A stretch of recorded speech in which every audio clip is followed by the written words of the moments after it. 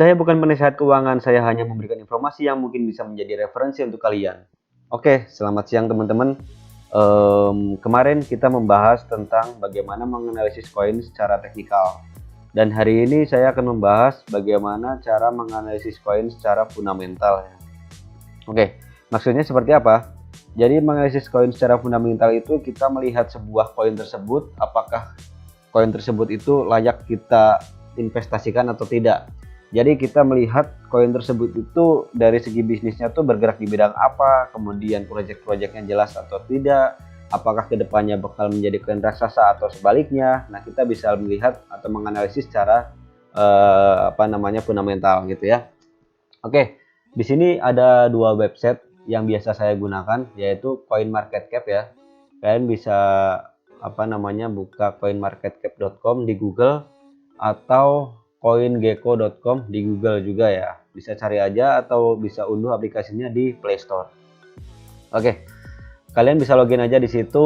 Ini sangat membantu untuk kalian mendapatkan informasi-informasi terkait koin-koin yang beredar di era ini ya. Nah, ini di halaman pertama kita bisa melihat ranking dari koin-koin dari urutan nomor 1 sampai urutan ke 100 ya. Bahkan lebih ya. Di sini di halaman pertama 1 sampai 100 dan ada 4.716 koin ya. Bisa lihat di next aja di halaman kedua, ketiga dan seterusnya. Oke. Tentunya pertama koin terbesar di dunia adalah Bitcoin. Kedua Ethereum, ketiga Binance Coin. Oke. Sekarang Bitcoin sudah menyentuh 897 juta. Kita tahu ya beberapa tahun kemarin tuh masih berapa ya, 200 juta bahkan 150.000 tuh saya masih ingat tahun berapa, 2012 kalau nggak salah ya. Oke. Kemudian kita bisa mendapatkan beberapa fitur dari CoinMarketCap, dari exchange. Exchange itu adalah sebuah platform yang dimana kita bertransaksi seperti toko kripto, Binance, kemudian ada Coinbase dan lain-lain. Bisa diklik aja nanti.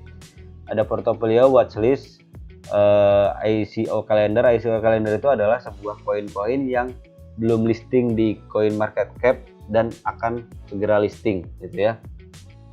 Nah, untuk menganalisis secara fundamental, misalnya kalian ingin menganalisis sebuah koin Binance ya. Binance itu nama koinnya itu BNB.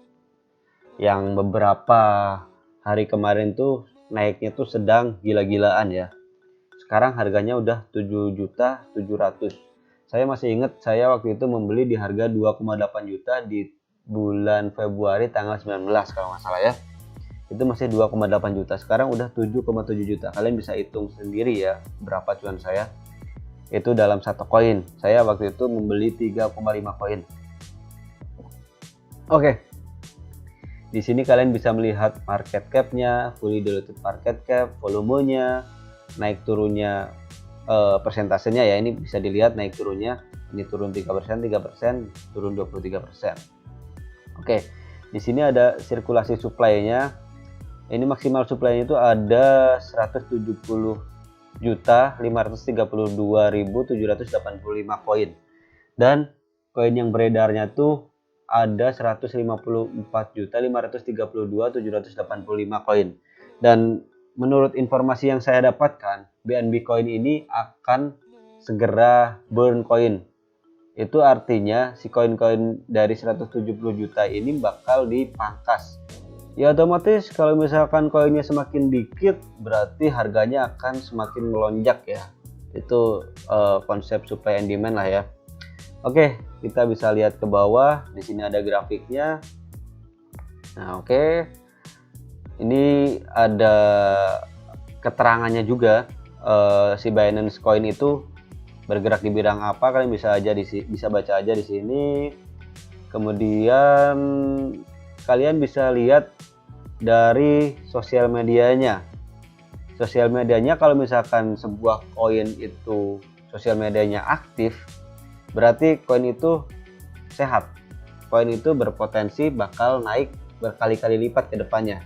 Itu dengan syarat proyek-proyeknya itu pun berjalan dengan baik ya. Setidaknya kalau kita membeli koin Binance, kemudian si project-projectnya berjalan dengan baik, terus kemudian sosial medianya itu selalu aktif, kita agak sedikit tenang untuk berinvestasi ke BNB ini. Nah, kita buka ya, sosial medianya itu rata-rata Twitter ya. Ya ini kita lihatlah, selalu aktif ya Twitternya. Dan saya sarankan kalian bisa berinvestasi di koin-koin yang memang secara proyeknya jelas, kemudian masuk ke 100 besar cryptocurrency, kemudian si sosial medianya aktif, itu insya Allah lah bakal tenang untuk berinvestasi di koin-koin tersebut. Nah, kemudian yang kedua itu ada koin Gecko. Ini sama ya, nggak jauh beda dengan koin market cap. Cuman ada beberapa fitur aja yang berbeda. Kalian bisa pelajari aja di sini, cari-cari informasinya di sini. Saya biasanya menggunakan dua website ini untuk menganalisis secara fundamental. Kemudian kalian juga bisa cari di YouTube informasi-informasi terkait koin yang ingin Anda investasikan. Kalian bisa searching aja BNB Coin, di sini banyak sekali informasi-informasi yang bisa menjadi referensi untuk kalian. Ya. Oke, mungkin sekian. Jangan lupa untuk like, comment, and subscribe. Selamat siang, selamat menjalankan ibadah puasa. Assalamualaikum warahmatullahi wabarakatuh.